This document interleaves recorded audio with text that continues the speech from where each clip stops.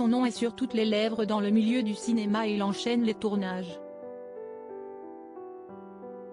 Raphaël Quenard ne cesse de séduire le 7e art et le public. Society a voulu mieux connaître ce comédien qui joue à merveille les marginaux, dont le parcours surprend.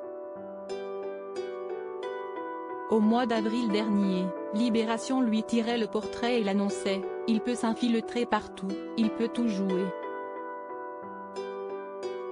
Lui, CST Raphaël Quenard, étoile montante du cinéma français âgé de 32 ans à l'affiche du succès surprise de Quentin Dupieux, Yannick.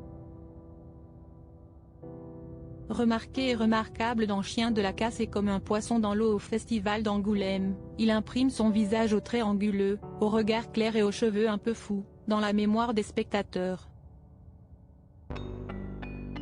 Un être qui ne pouvait que figurer dans le magazine Society qui s'est longuement entretenu avec lui. Un acteur littéralement habité par sa passion du cinéma qui se lit à chaque ligne. Fan de foot et des tacles, Raphaël Quenard aime la rigolade et les amitiés. Ce qui ne l'empêche pas d'avoir été rigoureux dans chacune des expériences qu'il a tentées. L'école d'abord pour ce natif de Gien dans la banlieue de Grenoble.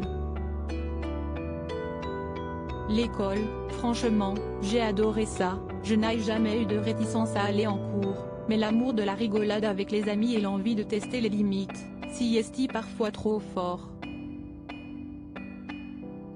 De temps à autre, ça m'a envoyé en conseil de discipline, raconte-t-il, en se souvenant ensuite d'une altercation avec une professeure qui finit par lui envoyer son carnet sur la tête. Bon, ça j'avoue, ça m'a mis un petit coup de sang pas prévu.